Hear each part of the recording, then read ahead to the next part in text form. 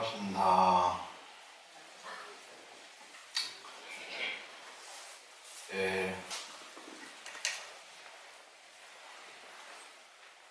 오늘이 4월달 초하루니까 부처님 오신 날도 이제 오늘 빼면 7일밖에 안 남았습니다. 그죠? 그러니 여러분들이 그동안 부처님을 향한 시극한 기도의 마음이 얼마나 간절한 것이었느냐 하는 부분에 대해서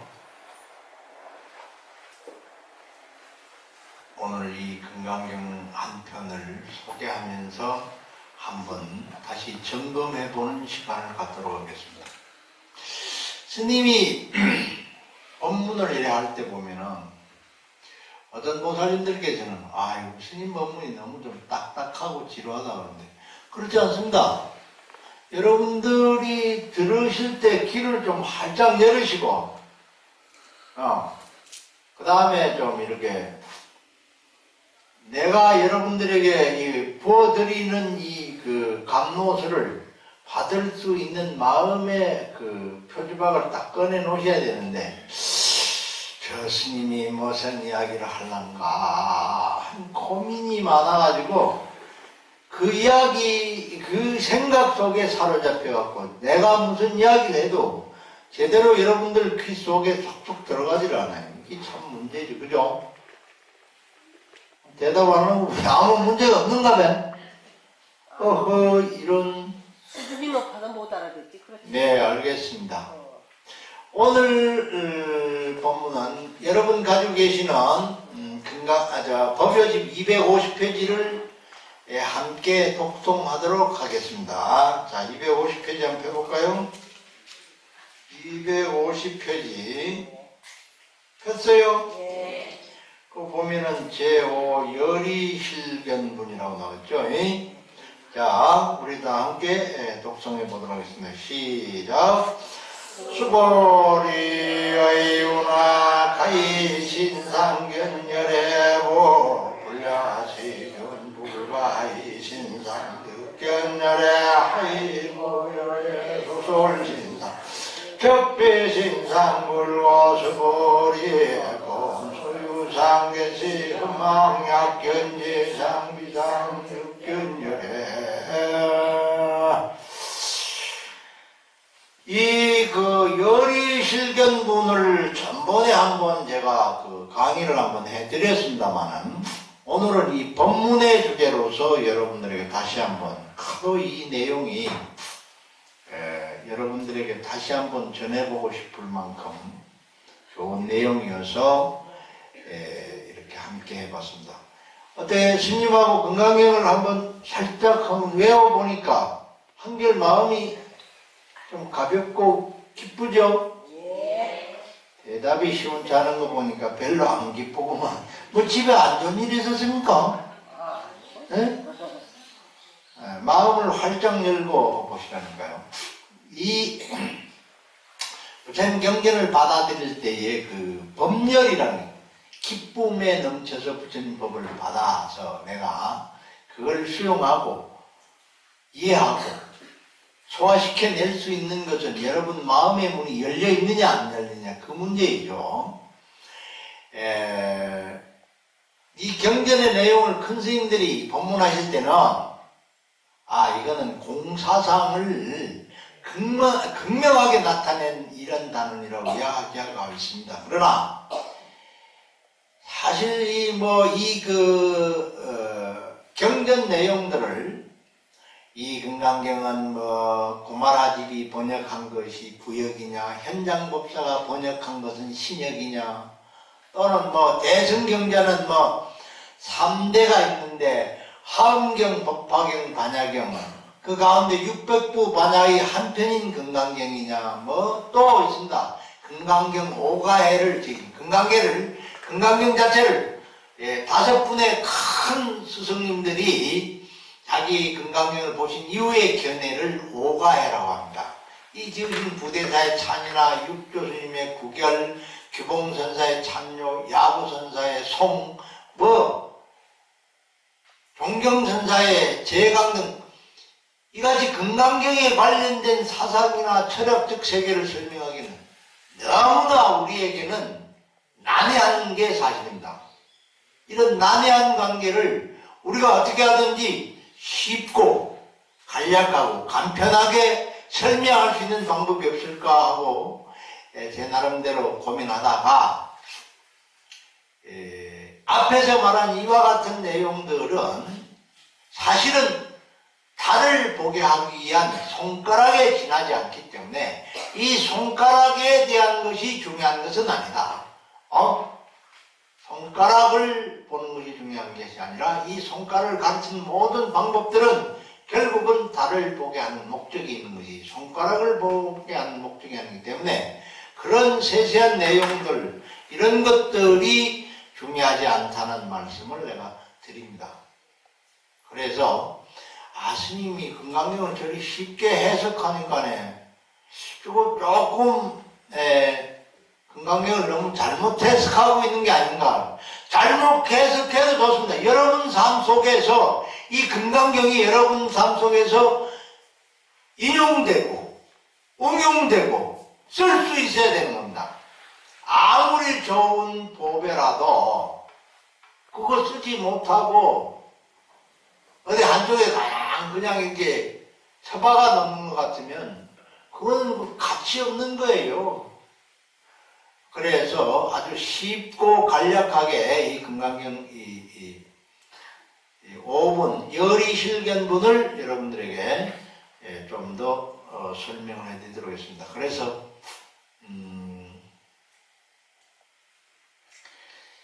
이 5분 그 열의실견분에서 주장하는 부처님을 본다라고 하는 것에 대해서 이제 질문하고 있습니다. 부처님을 어떻게 보느냐? 눈으로 본다. 그러니까 여러분들 잘 아시겠지만 32가지나 되는 인간에 가질 수 있는 모든 용모를 완벽하게 32가지가 하나도 빠짐없이 다 갖추어져 있고 80가지의 종호가 이루어져 있는 이런 거룩한 형상의 부처님을 보고 우리가 부처님을 보았다고 할 것이냐?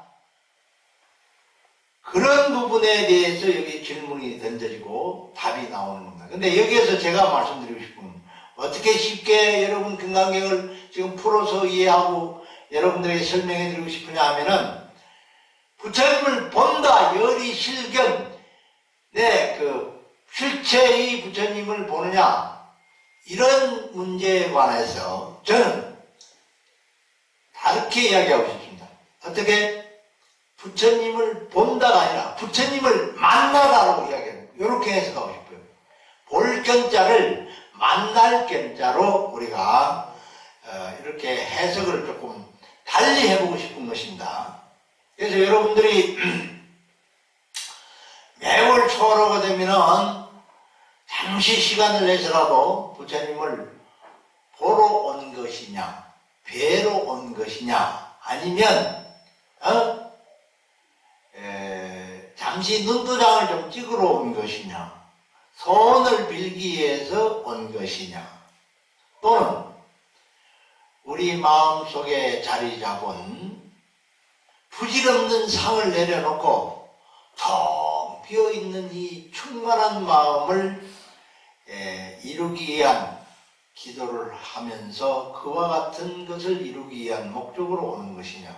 그랬을 때 부처님의 마음과 내 마음이 서로 교통할 수 있는, 만날 수 있는 기회가 바로 지금인데 그냥 부처님 저 앞에 계신 부처님 잠시 보고 가는 정도가 볼견자냐, 아니면 저 앞에 계신 부처님이 이렇게 놓으신 그 많은 진리의 세계를 내가 만날 수 있는, 지금 스님이 법문하고 있는 이 내용도 여러분들 부처님을 만나는 순간이라 이런 이야기죠. 이 만나는 순간을 여러분들은 얼마나 소중한 가치로 여기고 있느냐 하는 거죠.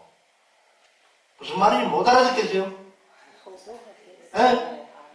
쏙쏙 알아들어야 되는데, 이건 내 참 설명이, 나도 보면 좀 부족한 부분이 있지 않겠느냐, 이런 생각을 합니다만은, 그러나, 여러분들은 지금 부처님을 보러 온 것이 아니라, 만나러 오신 것이다. 요걸 지금 오늘 설명하고 있죠? 예. 그래, 이제 그 부분에서 여기 말씀드린 끝부분에 부처님께서는 그 답을 말씀하고 계십니다. 여러분 그 250페이지 그 옆에 251페이지 한번 보세요. 251페이지에 보면은 그 나오죠. 251페이지에 보면 끝부분이죠. 저기 열이실견분 끝부분에 보면은 불고수보리 범소유상 계시허망 약견 재상 위상 즉견 열행이라 이렇게 돼 있거든요. 그래서 사람들은 잘못 생각하기를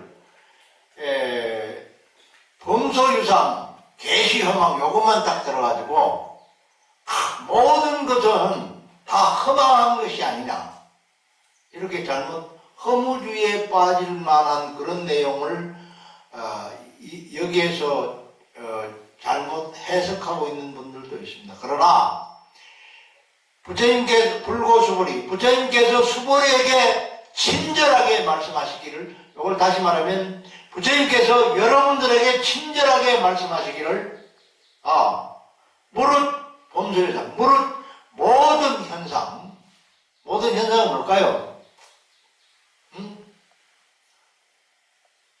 무릇 존재하는 모든 것들은 그것이 사람이거나 나무거나 풀 한 포기까지 모두가 때가 되면 환경과 조건에 따라서 바뀌고 변하고 사라지고 말 것임을 알아야 하며 그것들에 집착할 이유나 까닭이 없다라는 말을 여기서 설명하고 계시는 겁니다.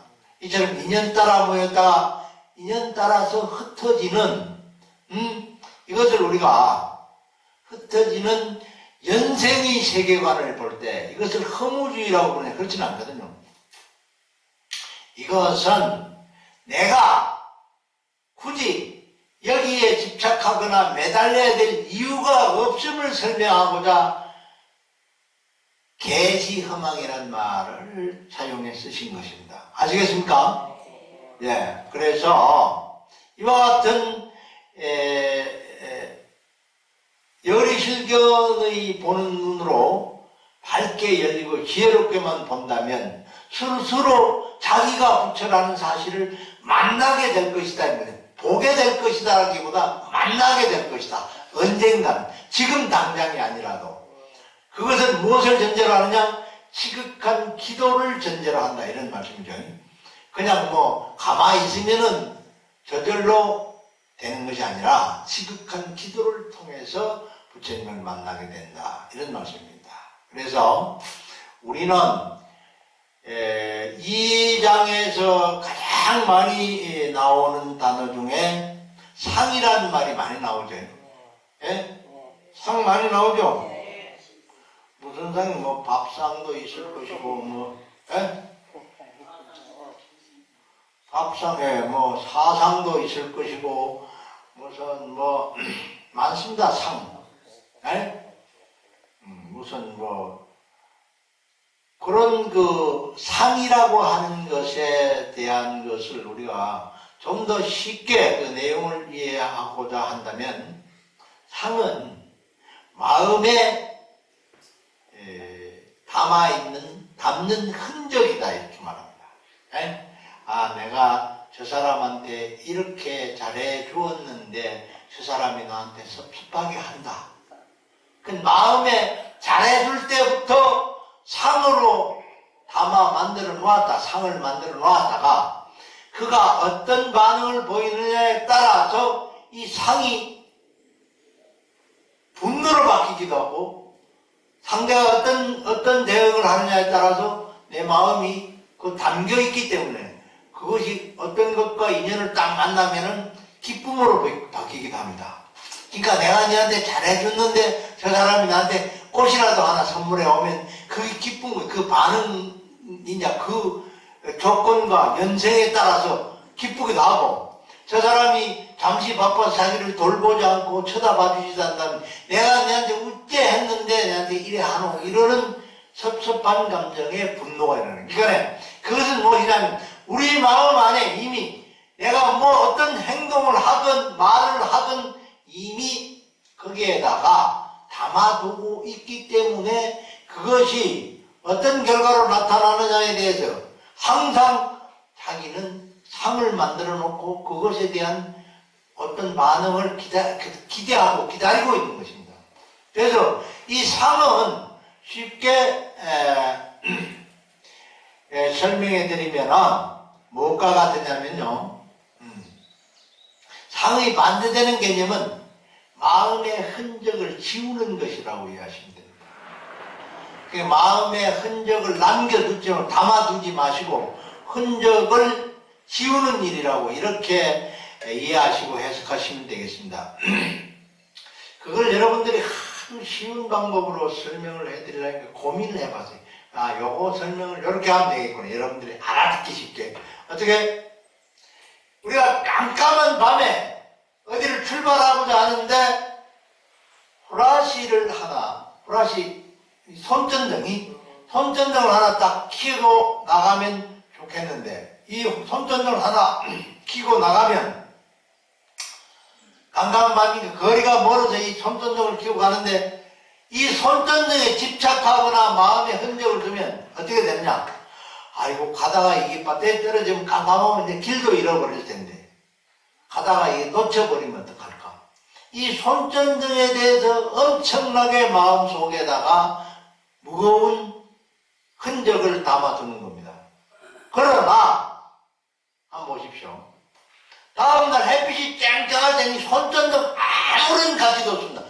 그 밤 동안 고민하면서 이 손전등을 애지중지하였지만 사실은 이 손전등은 햇빛 아래 가니까 이거 아무 쓸모없는 무용지물인 것이죠. 우리가 그렇게 소중한 가치라고 여겼던 오늘날 우리 삶 속에서의 매달린 집착이 결코 그 상이 그걸 몽뚱그려서 상이라고 우리가 정의합시다. 그러면 그것이 결국은 내가 부처님을 옳게 만나는 지혜의 눈이 열리면 태양이 비치는 것 같이 그 손전등은 하등의 가치가 없는 대낮에 손전등 끼고 다니는 사람 있어요? 대낮에 손전등 끼고 다니는 사람은 정신 나간 사람 아닙니까? 그죠? 아무 말 없는 뭐 손전등 좀 끼고 댕기 봤는가 본데. 예, 그래서 이와 같이 우리는 그 어떤 것에 대해서 매 순간 손전등이라고 표현했습니다만 이걸 명예라 해도 좋고 돈이라 해도 좋고 물질적인 것 또는 건강한 것 등등 영원토록 소유 지속 가능한 것들로 채워지기를 바라는 마음이 바로 상이다. 이렇게 설명드려도 되겠죠? 네?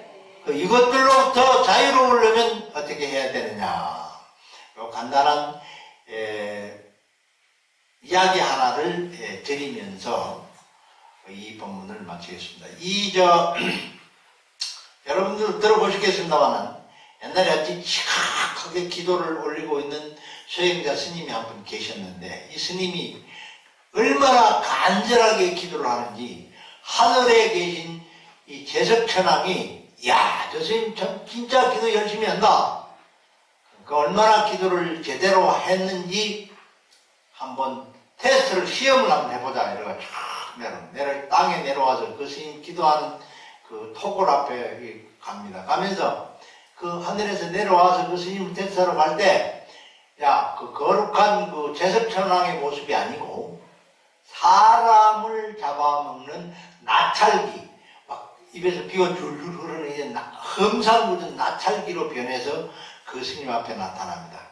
그래가지고 뭐라고 하냐면은 그 스님 앞에서 부처님의 법문 개송 하나를 읊습니다. 뭐라고 그러느냐? 재행무상이요 시생멸법이라 이렇게 얘기해요. 이게 무슨 내용이냐? 꽃이 피면 반드시 지는 때가 있는 법. 모든 살아있는 것들은 다 때가 되면 죽는 것이 생사윤회의 법칙이다. 이런 설명이거든요. 저런 부처님 본문을 들은 그 기도 수행자 스님은 너무 기뻤습니다. 분명히 그 다음 구절이 있을 테인데 그 다음 구절을 듣고자 이 나차를 많이 쳐다보면서 기다리고 있지만 그 다음 개성을 말해주지 않는 겁니다. 그러자 그 스님이 말하기를 아니 그 다음 개성을 더 있을 텐데 더 말해 주십시오. 그러니까 그 나찰이 하는 말, 난 지금 배가 고파서 말할 기운도 없어. 그 당신이 나한테 이 배고픔을 채워주고 이 줄인 배를 채워준다면 다음 개성을 일러 드리리다 그러거든요. 그러니까 그러면 제가 밥을 지어 드릴까요? 무슨 맛있는 음식을 장만해 드릴까요? 그러니까 나는 사람의 살과 피를 먹지 않으면 음식이 아니기 때문에 못 먹는다 이러거든. 그래서 이 스님이 그렇다면 마지막 개송을 들려주시면 그 개송을 듣고 난 다음에 이 몸을 당신의 음식으로 드리겠습니다. 이렇게 말하는 겁니다. 그 정말이야. 정말이야. 그럼 내가 당신을 어떻게 믿소? 그러니까 제석천왕이 나찰로 변해가지고 스님한테 물어. 그러니까 내가 만약에 당신의 음식이 되어주지 못한다면 부처님의 이름을 걸고 맹세하건대 거짓이 아님을 말씀드립니다. 그러니까 그럼 좋소. 그럼 당신의 살과 피를 내가 먹어야 되니까 배가 고파서 마지막 개송을 읊어드릴 테니까 꼭 당신이 나의 먹거리가 되어서 내 배고픔을 채울 수 있게 해주시오. 그렇게 약속을 합니다. 그래서 그 다음 개송이 뭐냐면은 앞에 개송이 뭐라 그랬죠? 재행무상요 시생멸법이라 이렇게 얘기죠. 그 뒤에 다음 개송이 생멸멸이 정멸일학이라 이렇게 설명합니다. 그래서 살고 이게 생멸멸이 정멸일학이라는 말은 풀어서 쓰면 살고 죽는 것에 대한 두려움이나 공포를 내려놓으면 저절로 고요하고 즐거움의 자리에 오를 수 있다네. 이게 개송 이 내용이죠. 그러니까 우리가 때 되면 꽃이 지고 피고 하는 것의 반복 윤회가 두려움이나 공포가 아니라 자연스럽게 받아들일 수 있는 그걸 좀 쉽게 표현하면은 내가 좀 물질적으로 많이 가졌다 안 가졌다는 건 덜 가졌을 때는 많이 가질 기회가 되는 것이고 많이 가졌으면 덜 가질 수밖에 없는 어떤 인연이 올 것이라는 거예요. 이것에 대해서 마음을 내려놓게 된다면 저절로 마음이 즐겁고 행복해지지 않겠느냐 이런 내용입니다. 그래서 여러분들 같이 한번 해볼까요? 재행무상. 그 다음에 뭐라 그랬죠? 이자무 부재. 시생멸법. 생멸멸이. 정멸이라. 이제 이래 놓고도 또 저게 문 앞에 나가면 또 이자무 분이 한 장을 넣으십니까? 이게 아이고 그래 웃자 계십니까? 그래도 일단 들어놓으시면 나중에 여러분의 기도 속에서 커다란 에너지가 되고 힘이 될 것입니다. 그래서 그러고 나서 이제 개송을 다 듣고 나서 이 스님이 바위 위에 올라가가지고 탁 뛰어내립니다. 그 나찰의 음식이 되기 위해서 자기가 죽어야 되잖아요. 그러니까 탁 뛰어내리는 그 순간 이 제석천왕이 진짜 이 스님이 자기를 버리면서까지 부처님 법을 구하려 하는구나 하는 그런 아름다운 모습에 감동해가지고 뛰어내리는 그 스님을 밑에서 제석천왕이 탁 봤습니다. 받아서 그런 것 우리가 여기에서 얻을 수 있는 내용들이 이 내용의 메시지는 우리가 과연 부처님을 향한 기도가 얼마나 이처럼 간절하고 목숨과도 바꿀 수 있을 만큼 부처님 부처님을 향한 마음, 부처님을 만나고자 하는 마음이 있느냐 하는 것이 오늘 제가 여러분들에게 다시 한번 여러분 마음속에 점검해 보시고 부처님을 만나는 데 있어서 이유나 조건이나 무슨 뭐가 있어야 되는 것이 아니라 무조건적으로 부처님을 만나러 가는 그 시간만큼은 가장 내 정신세계가 정결하고 아름다워질 수 있다는 걸 말씀드리고, 두 번째로는 이 부처님 만나는 일만큼은 모든 것으로부터 우선될 수밖에 없는 것이 내가 살아있거나 죽어있거나 함께 갈 수 있는 기도의 원력 위에 놓습니다. 기도의 원력이 욕심이나 구하고자 하는 원력이 아니라 부처님을 만나고자 하는 이 간절한 기도, 이것만이 살아있으나 죽어있으나 함께 갈 수 있는 동행자라는 말씀을 확실히 말씀드리고, 여러분들의 삶 속에서 부처님을 만나는 일이 가장 행복한 일이라는 가치 우선에 두시기를 바라면서 오늘 본문 마치겠습니다. 성불하십시오.